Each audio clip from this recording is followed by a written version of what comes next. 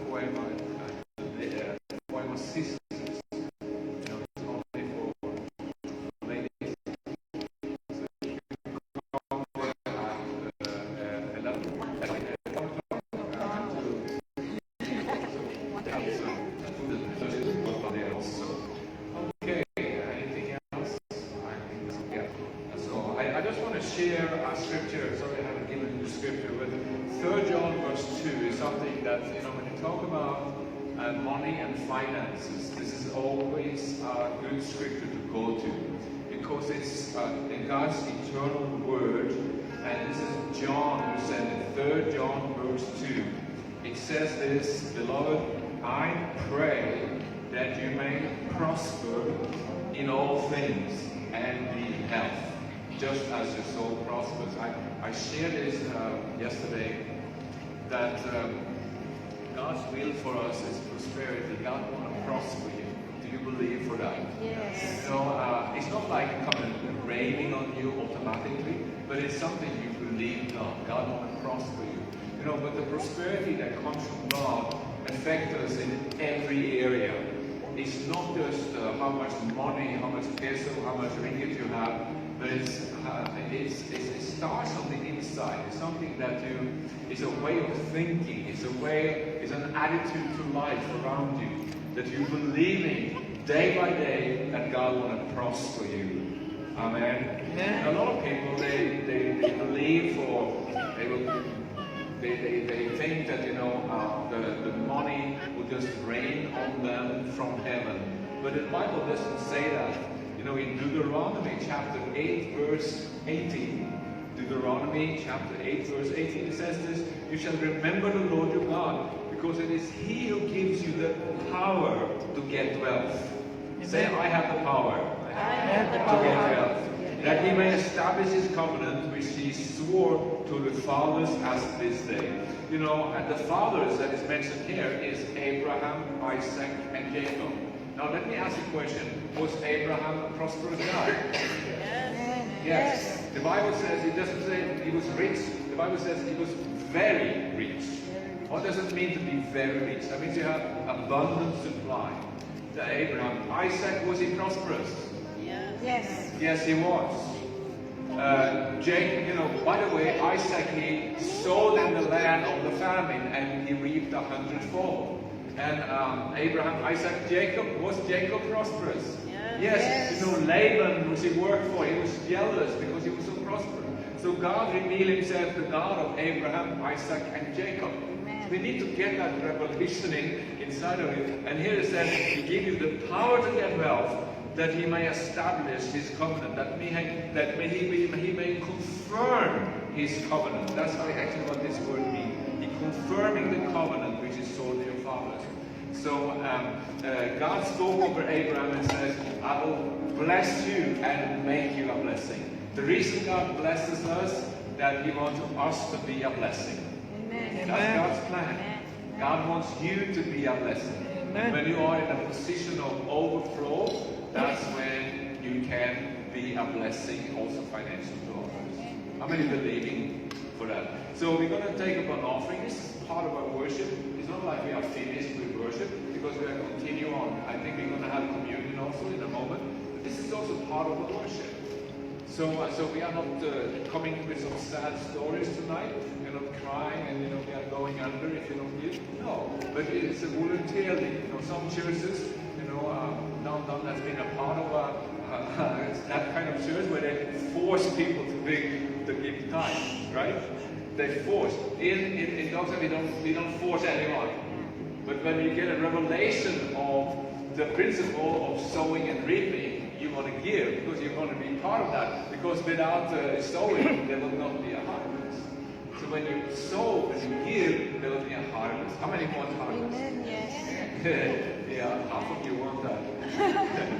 Yeah, I believe all of you want that. So let's determine what you're gonna give, and there's also an opportunity to give online. You can give to this account, but you have to write Doxa. That's very important, because where else in Pelangi we're going to use the money. You understand? It's not like they're greedy, but they don't know where it's going. But so when you write Doxa, when you give online, do you have an account number coming up soon?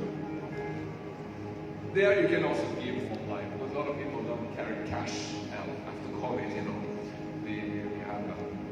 We have stopped using cash. But yeah, there it is. Weimar Christian Center, and it's audited, by the way, so don't worry, all the money goes to ministries, not anybody has salary and benefits of it. So that's where you can give online, but you're right, you give Doxa. So that's important. And of course you can also give it prayer. Okay. Yeah. Let's pray. Let's just hold up your offering before the Lord. Lord, we just want to thank you that we have this opportunity, that we serve the God of Abraham, Isaac, and Jacob, that you are the same, Lord. I thank you that you have given into our hands the power to get wealth, so you can confirm that covenant. Lord, we just want to use our finances tonight to be a blessing to the people around this church and to the nations beyond. Father, we thank you for every giver. You prosper them, you meet every need right now in the name of Jesus. Amen. So let's thank you. See. So part of our worship also tonight, we're going to partake of the communion. It's a wonderful, let the ushers collect the offering first. Right.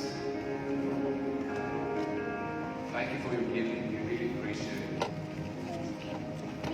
So,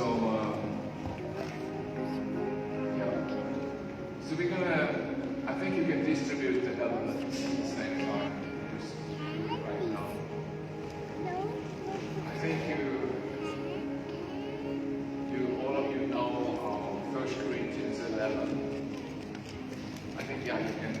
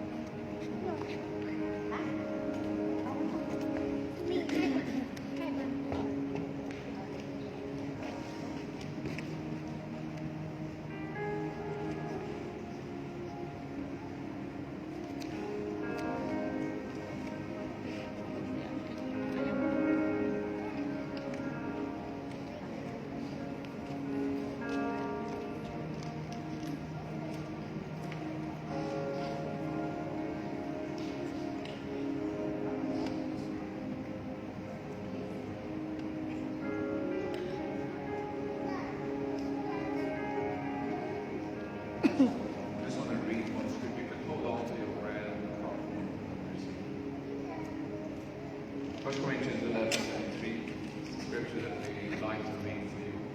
It seems like Paul had this directly from the Lord. Of course, you know, Paul was not a disciple that walked with Jesus. He was around, he was born late, you could say. But he was, but Paul says, I received from the Lord that which I also delivered to you. So it seems like Jesus appeared to Paul. It was so important that he wanted to get this.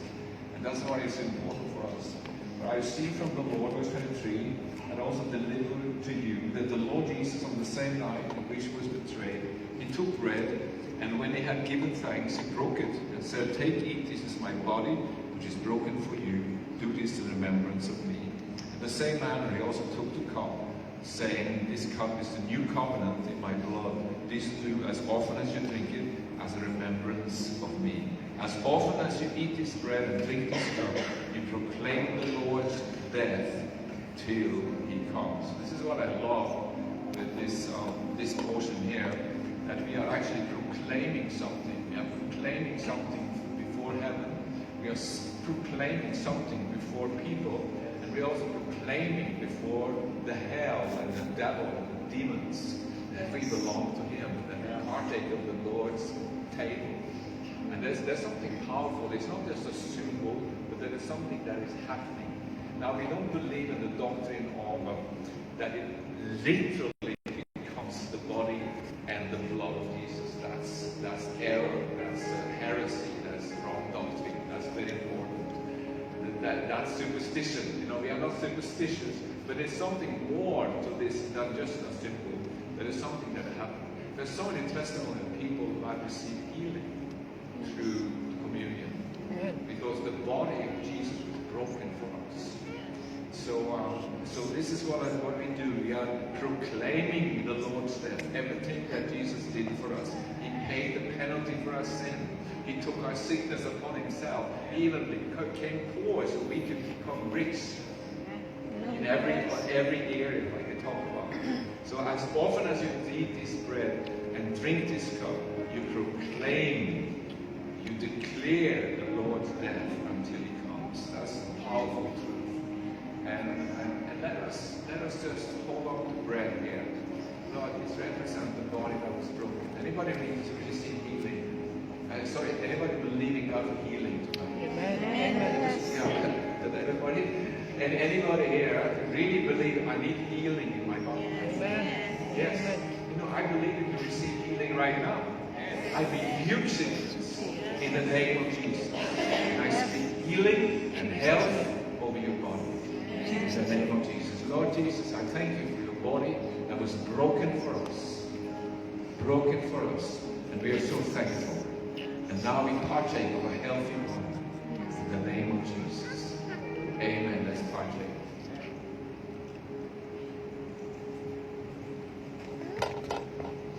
Let's be an anointing to the worship.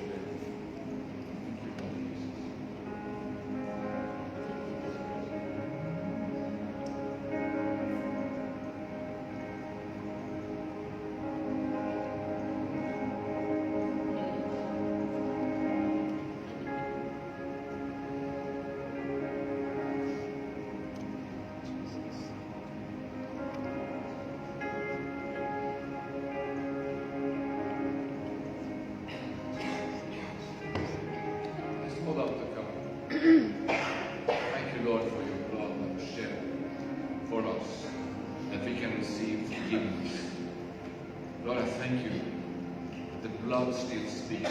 It speaks about victory. It speaks better things than of Abel. And Lord, we just thank you that we can declare that we are forgiven, we are healed, we are restored, we are redeemed because of your blood. We thank you for it. Into Jesus' name, let's partake.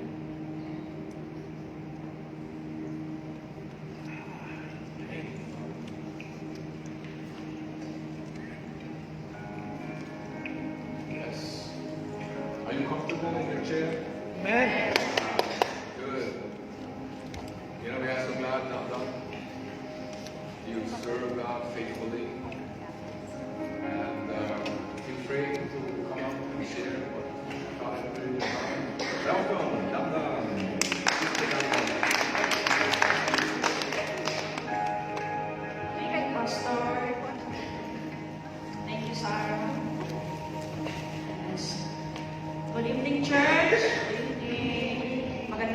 sa ating lahat.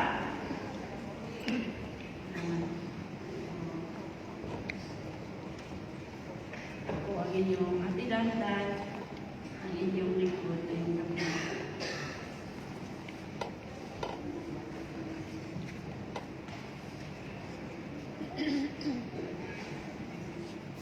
Are you blessed? Yes, tonight. O siguro, kanina pa tayo nagpupumustahan, di ba? O, diretso na tayo. Let us pray. Pinangalan mo na tayo, ha? Heavenly Father, maraming salamat sa kabutihan mo. Maraming salamat, Panginoon, sa pagmamahal mo sa amin lahat. Maraming salamat, Panginoon, sa iyong mensahe sa amin lahat. Panginoon, tulungan mo kami na maunawaan namin at maitanim sa aming mga puso ang iyong mga salita at ang kabuuhan ng iyong mensahe para sa aming lahat. Banal na Espiritu, hinihingi namin ang iyong tulong at ang iyong presensya sa aming lahat. Have your way sa aming lahat ngayong gabi. Panginoon, ang lahat ng karangalan at kaluwalhatian ay para sa iyo. Sa pangalan ni Jesus, Amen. Amen. So, yes, ang aking ibabahagi ngayong gabi ay topic natin, and title is about love. Love, the perfect bond of unity. So actually, galing ito sa message ni Sister Greta nung nakaraan. Talks about harmony. And meron doon isang verse na nangungusap sa puso ko. Dapat last month pa ito, pero nagmatigas kasi ako kasi nahihirapan akong ibahagi o i-share sa inyo ang tungkol sa pag-ibig. Personal kong buhay. Mahirap siyang ibahagi. Hindi ako komportable. But naibigay siya ulit, so ang gagawin lang namin ay sundin kung ano ang ibigay ng Panginoon. So, love, the perfect bond of unity. Masahin na muna natin in Colossians 3, verse 12 to 17.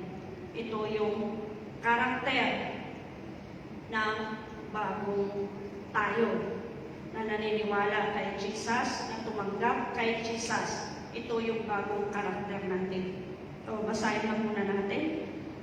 Sabi dito in verse 12, therefore, as the elect of God, holy and beloved, put on tender mercies, kindness, humility, meekness, long-suffering, 13, bearing with one another and forgiving one another. If anyone has a complaint against another, even as Christ forgive you, so you also must do. So this is the part which mahirap sa akin. Hindi madali. Madaling sabihin, magpatawad ka, maging mabait ka, maging mapagpakumbaba ka. Pero mahirap siya gawin in a way kung sino tayo noon, kung anong tayo bilang tao. Nahihirapan tayo. Mahirap man, pero posible. Posible siyang magawa natin. So in verse 14, but above all these things, put on love, which is the bond of perfection. 15, and let the peace of God rule in your hearts, to which also you were called in one body, and be thankful. 16, let the word of Christ dwell in you richly in all wisdom, teaching and admonishing one another in psalms and hymns and spiritual songs, singing with praise in your hearts to the Lord. And 17, and whatever you do in word or deed, do all in the name of the Lord Jesus, giving thanks to God the Father through Him. And can I have the Colossians 3, verse 14, Amplified? Oh, Amplified Classic. Amplified lang. Hindi classic. O ito yung share ni Sister Greta last month yata doon sa preaching niya. And above all this, things put on, ako na lang magbasa. Yan, all these things put on and wrap yourselves in unselfish love, which is the perfect bond of unity. For everything is bound together in agreement when each one seeks the best for others. Amen. Love. Ang love daw, this verse means and emphasizes the importance of love as the foundation for unity and harmony. So, ang love, ito ay isang binding force, most powerful and effective way of uniting people. Ang pag-ibig. Hindi ibig sabihin na kailangan uniform tayo lahat na pinagkukulod. Kasi magkakaiba tayong tao. Sinabi dito, it doesn't necessarily mean uniformity. Christian unity, for example, embraces diversity within the shared faith and the love for Christ. Ang pag-ibig, tagalogin natin, ang nagbubuklod sa atin sa pagkakaisa at tungo sa kapayapaan. Kung walang pag-ibig, walang pagkakaisa, anong mangyayari? Magulo. Ang outcome niyan ay kaguluhan, hindi maayos. Diba? Kung nanonood kayo ng balita, nangyayari sa unity team, aware kayo? Di ba wala na unity team ngayon? PBM, Sara, Inday Sara, wala na. Ang nangyari, mayroong mga paghahabla. Mayroong mga patutsada dito, patutsada dyan. Nabuwag ang unity dahil walang pag-ibig. So wala na nagbubuklod. So, mahalaga ang pag-ibig sa atin, sa ating komunidad, dito sa ating pamilya, sa ating trabaho, sa lahat ng mga ginagalawan natin. Napakahalaga ng pag-ibig. No, ano ba ang kahulugan ng pag-ibig? Alam ba natin ang kahulugan ng pag-ibig? So dati mahilig kasi tayo mag-fill up ng Islam book ba yan? Love is blind, love is ganyan ang dami. So mga Bisaya, ang sabi ng love is like a bubble gum, complete, makabuha. Pero according to the Bible, ang kahulugan ng pag-ibig ay ito. In 1 Corinthians chapter 13, verse 4 to 8, Amplified. So, babasahin ko. Ang pag-ibig, love endures with patience and serenity. Una-una, love is patient. Love is kind and thoughtful. Ang pag-ibig ay mabait, thoughtful, and is not jealous or envious. Love does not brag and is not proud or arrogant. Matamaan talaga ako dito. Kasi minsan, ma-proud man ako. Kaya minsan, na-rude ako. Kaya nahirapan ako dito na i-share. Kasi hindi ako komportable. Kasi meron sa akin, sa sarili ko, aminado ako. Meron akong mga kahinaan. And it is not provoked, nor overly sensitive and easily angered. Easily angered ako. Madali akong pumutok. Mahirap talaga nito. Pero, posible naman na magbago tayo. It does not take into account our own injury. It does not rejoice in injustice. Nito natutuwa. Halimbawa, mayroong mga hindi magandang nangyari sa kapitbahay natin, sa kakilala natin, o sa kung sino pa man. Hindi ito natutuwa. Hindi ito, karma niya yan, ano niya yan. No. Ang pag-ibig ay hindi ganun. No? But rejoices with the truth. when right and truth prevail. Love bears all things regardless of what comes, believes all things, looking for the best in each one, hopes all things, remaining steadfast during difficult times, endures all things without weakening. Love never fades. It never fades nor ends. But as for prophecies, they will pass away. As for tongues, they will cease. As for the gift of special knowledge, it will pass away. Love never ends. Ang pag-ibig, walang hanggan. Hindi natatapos. Yung pag-ibig ng Panginoon. Yung pag-ibig ng Panginoon na tinanggap natin. Ang pag-ibig ng Panginoon ngayon ay nasa sa atin. Hindi naman ako magtatagal nito. I'll just give you an example. Kasi magkakaiba ka tayo. Magkakaiba tayo mga tao. Magkakaiba tayo ng pananaw. Kahit iisa tayo ng pananampalataya, iisa ang sinasamba natin, ngunit magkakaiba pa rin tayo ng iniisip. Magkakaiba tayo ng ugali. Yung personality ninyo kaiba sa personality ko. Magkakaiba tayo at marami pa tayong pagkakaiba. Ang buhay natin na binago ng Panginoon is kailangan natin isuot, to put on the love. Ito ay parang kasuotan na dapat natin isuot bilang bagong katauhan natin kay Kristo. So, hindi siya magkaiba kasi iba-iba tayo ng karanasan sa buhay. Iba-iba tayo ng mga pinanggalingan. Yung karanasan mo, hindi ko naranasan. Yung naranasan ko, hindi ninyo naranasan. So, iba-iba tayo ng upbringing. Marami dito sa atin. Bata pa lang, hindi na nakaranas ng magandang mga bagay-bagay sa buhay. And marami akong kakilala.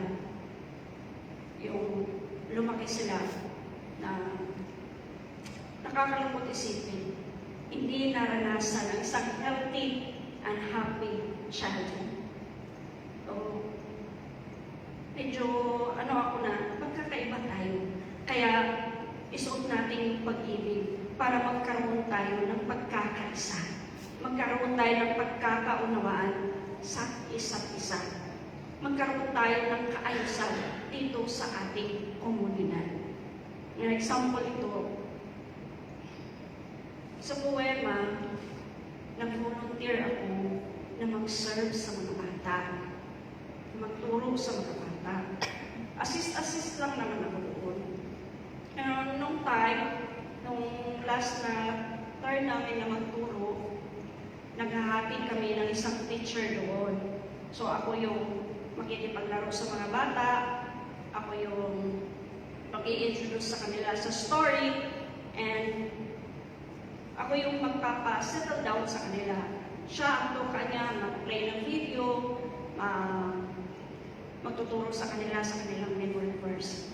Then, lahat na sila tinawag ko, sige, magsisimula na tayo, upo na kayo. Merong isang bata doon na nandun lang siya sa corner, ayaw niyang makisalamuha, ayaw niyang sumali. So yung bata, nilapitan ko, ang sabi ko, halika, sumali ka, sabi niya, I want my mommy. So, hinayaan ko lang. Hinayaan yung bata doon sa corner, maghiga-higa lang siya. And then, habang nagtuturo na ako, tapos sa turn ko, yung turn naman ng isa, umalik ako doon sa kanya. Nilapitan ko siyang muli. So, ang sabi ko sa kanya, alam mo ba, mahal ka namin, nais ka namin sumali sa amin. So, sabi ko, binuhat ko siya, halika. Binuhat ko. Yung bata ngayon, nagpabuhat naman siya.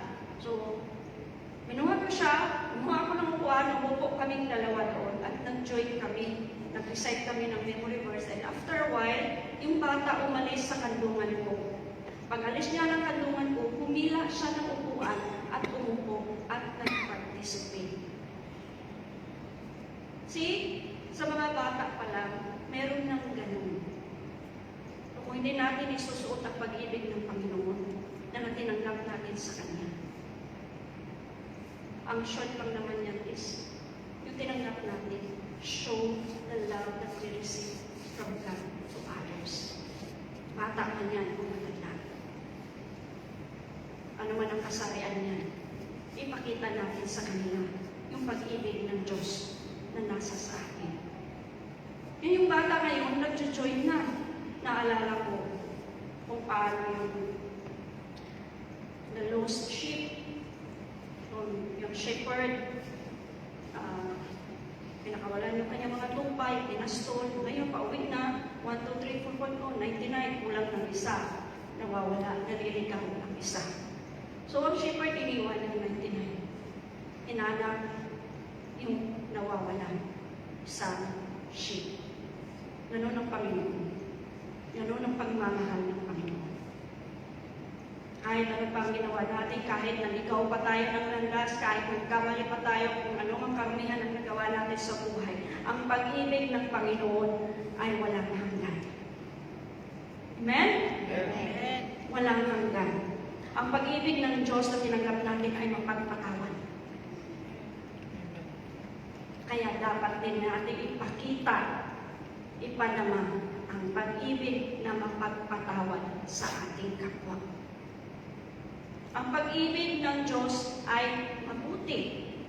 So, ipakita din natin yung kabutihan natin sa ating kapwa. Ganun ang pag-ibig ng Panginoon. So, sa poema, ang key priorities, message ni Pastor, this year, nag-start siya sa key priorities natin is worship and evangelism.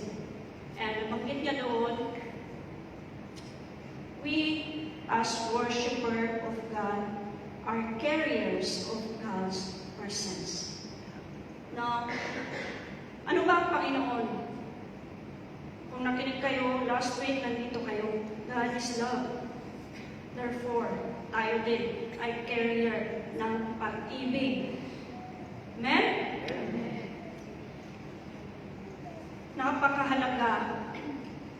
Napakahalaga to put on love, lalo na sa atin. Sa pakikipagsalamuhan natin. So sabi nga doon in evangelism, every believer of Jesus is a disciple of Jesus. And every disciple is a minister.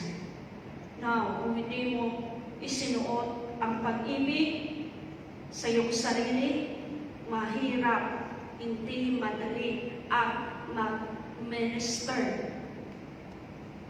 Kasi iba-ibang tao ang nakakasalamuhan natin. At hindi lahat ng tao tatanggapin yung ating paniniwala. At hindi natin pwedeng ipwersa ang ating paniniwala sa iba. So, isuot natin yung pag-ibig. Kasi aatakihin ka doon sa, ay, ayoko na mag-share. Wala bang makinig sa akin, ay ayoko na dyan. So, ang pag-ibig is patient. Una-una, patient. So, tuwing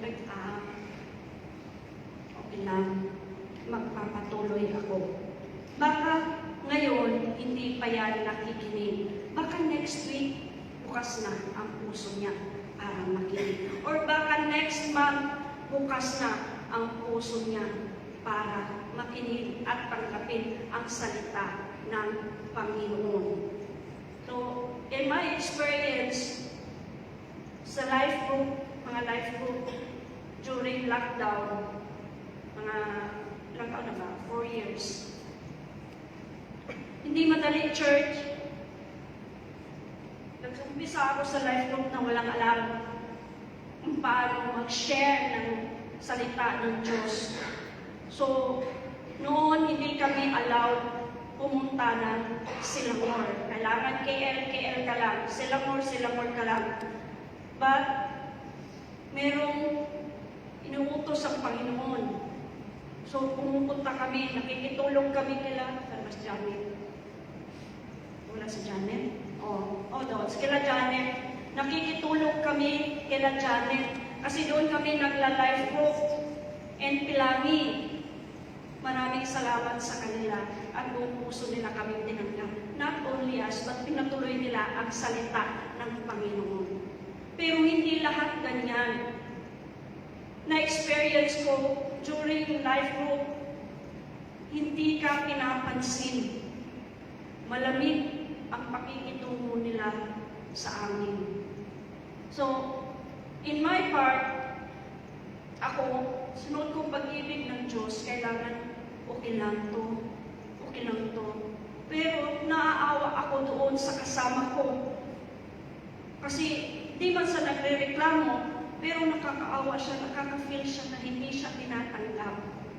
And it's part of our life while doing our ministry, our mission. Diba? Lahat tayo kaya nating mag-minister. Kaya nating i-share ang salita ng Panginoon. Kaya nating i-share ang pag-ibig ng Panginoon. Kaya nating i-share ang kabutihan at pagmamahal ng Panginoon sa ating kapwa. Amen? Amen. But, beloved, the message tonight is reminding us to put on love. Kasi alam ng Panginoon na hindi basta-basta yung paghahayag ng kanyang salita. Mahalaga ang pag-ibig sa atin bilang mga minister, mga follower ng Panginoon. Amen? Napakahalaga mga kapatid. So, meron akong doon sa bahay ng amo ko, dati, hindi niya siya naniniwala sa Panginoon. Hindi niya kilala ang Panginoon. Pero sa 6 na taon ko sa kanila, pangalawang beses niya nang sinabi sa akin. May message siya sa akin during Christmas. Merry Christmas na God bless you always. Hindi ko naman binabahagi ang salita ng Panginoon sa kanya. But masaya ako kasi nare-recognize niya ang Panginoon ko. Mahalaga sa akin yung na nare-recognize niya ang Panginoon ko kasi nakikita niya sa paraan ng pagtatrabaho.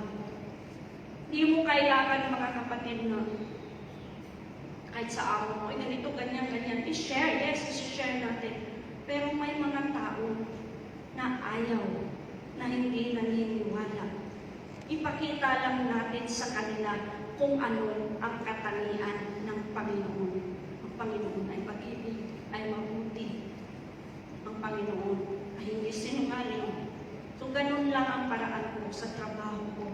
And, na-realize ko, kahit pala hindi ako nagbabahagi ng salita sa kanya, hindi ko sinishare na ito ma'am, ito ganyan, hindi. Pero nare-recognize niya pala ang Panginoon ko na sinasamba ko.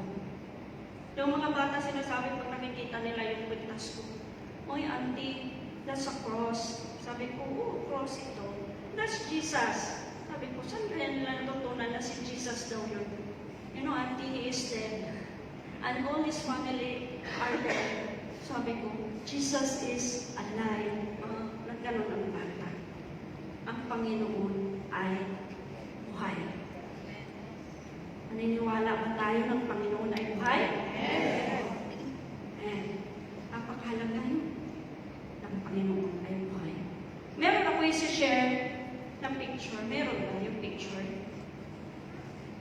Na-share ito ni Pastor noon sa poema. Hinahanap ko yung image na binahagi niya pero hindi ko mahanap. Pero same lang naman siya. So yan. How to be saved. Basahin mo na lang. Nababasa? Nababasa ba ninyo, church? Basahin nyo na lang. Kasi meron akong experience. Merong nagmi-minister sa akin. Hindi pa ako nagbabahagi ng salita noon. ang sinishare nila sa akin is, sis, malapit na ang paghuhukom. Magbalik loob ka na. So, in a way, parang pananakot siya. Sa isip-isip ko naman, hindi ako natatakot sa araw ng paghuhukom. At hindi ako natatakot sa pagbabalik ng Panginoon Hesus. Kasi sasama ako sa Kanya. Isip-isip ko lang yun. Pero hindi ko siya pwedeng salungatin. Iniiwasan kong makipag-debate. Kasi pag nakikipag-debate tayo, iwasan natin mga kapatid. Kasi ang pagdedebate, tagisan ng kaalaman sa kaalaman. Karunungan sa karunungan. So, isip ko, lalo naman ako binagbat. Mamaya, dalhan pa niya ako ng ministro. I know their kind. Yes, galing ako doon. I know their kind. Wala relihiyon na kung pumasok ka sa isang relihiyon na ganyan, maliligtas ka na. Hindi ang relihiyon ang makapagliligtas sa atin. Yan ang katotohanan. Ito. Yan. Kaya sabi ni Pastor, pag nagbabahagi tayo ng salita, i-share natin sa ating kapwa, kailangan maging gentle tayo sa kanila. Hindi sa paraan na ikumpara ko lang in a way na gano'n na parang tinatakot ako sa paghuhukom. Kung hindi po tayo matakot sa araw ng paghuhukom, kung may Jesus tayo, lumapit lang tayo sa Panginoon, mapagpatawad ang Panginoon. Meron kang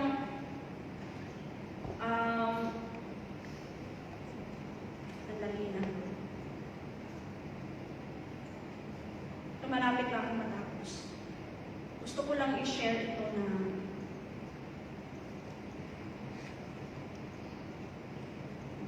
isa na ngayon.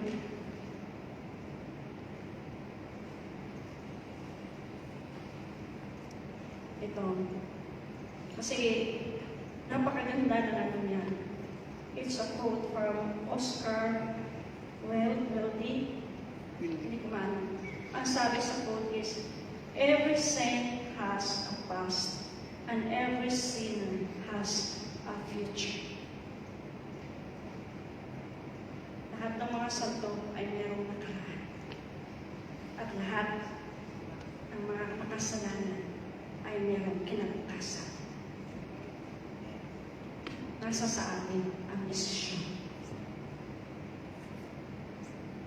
Meron tayong magandang kinabukasan kung ating tatanggapin si Jesus sa buhay natin, kung tayo ay maniniwala sa Kanya.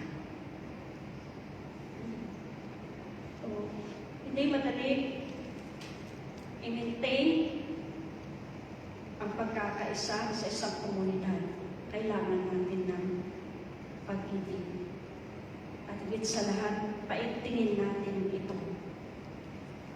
Paigtingin natin ang pag-ibig. Pagtibayin natin ang pag-ibig para sa ating pagkakaisa at para sa kapayapaan. Kasi iwasan natin na magkagulo-gulo ang ating komunidad. Sinong maniniwala sa atin when we go out and make disciples to all nations and baptize them in the name of the Father and of the Son and of the Holy Spirit? Kung tayo dito loob mismo nagkakagulo. God is love. You know that God loves you. Kung alam nila na tayo nagkakagulo, walang maniniwala sa atin. Unahin muna natin dito. Ayusin, magkaisa, magkaayos, magkapatawaran, and then lumabas tayo and minister the Word of God. Amen ba, church? Amen. Hindi madali, pero posible dahil meron tayong Panginoon and nothing is impossible with God. Amen. With us. Amen. So, this is our last verse in 1 Corinthians chapter 16, verse 13 to 14.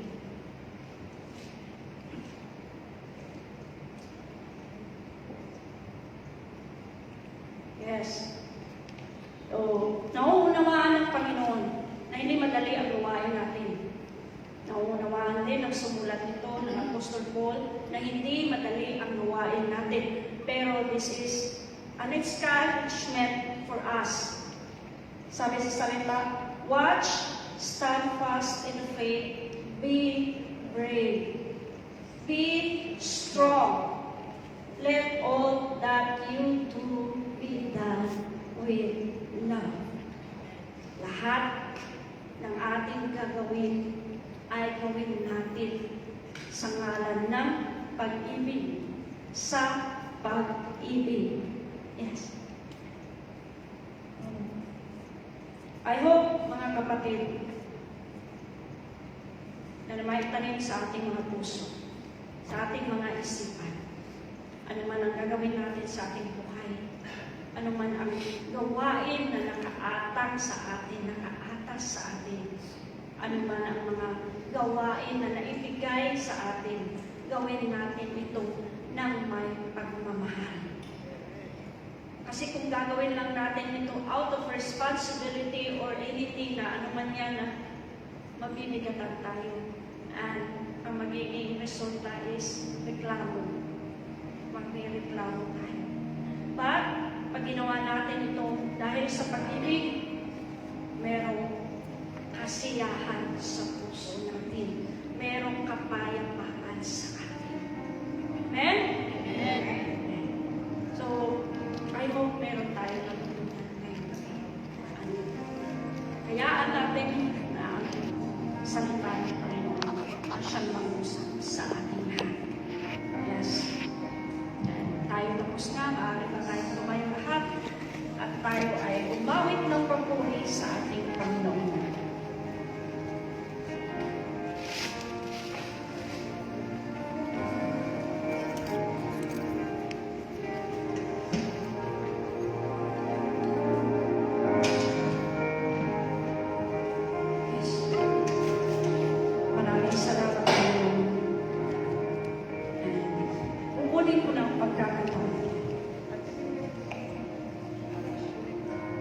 Sino man sa akin ang nais tanggapin muli ang Panginoon sa buhay ninyo, sundan niyo lamang ako sa panalangin. Gawin natin ito personal prayer. Gawin natin sa ating mga puso. Gawin natin sa ating mga puso. Prayer of salvation. Sundan mo lang mga kapatid. Jesus, I believe in you. I believe that you died on the cross for my sin. And I believe and on the third day you were raised from the dead. Jesus, I welcome you. Come into my heart. I receive you as my Lord and Savior. Thank you, Lord, for forgiving me. Thank you, Lord, for saving me. This is my prayer in your mighty name, Jesus. Amen. So, to everyone, church, as we sing, as we worship, nangangailangan ng panalangin, prayer request, ano man yan, healing, breakthrough, restoration, pag-ibig, lahat, freedom, ano man yan, naanyayahan kayo dito sa harap. And we will pray for you. We'll have to pray for you.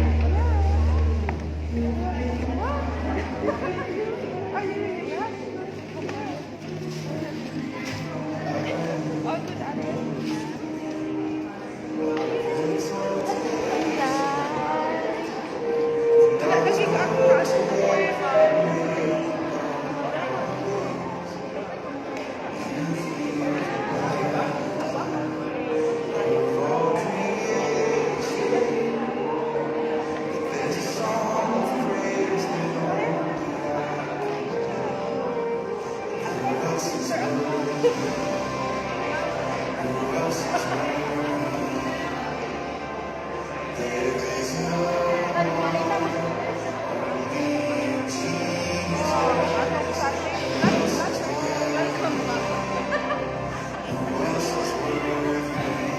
kulay-kulay. Ang laki na ng bata.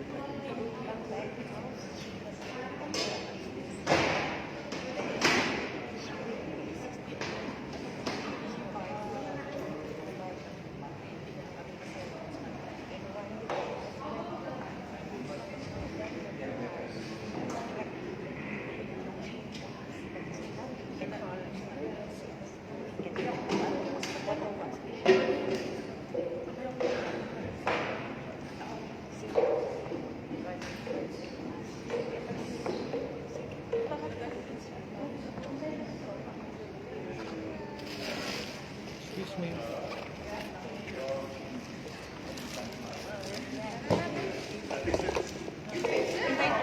Sige, sige.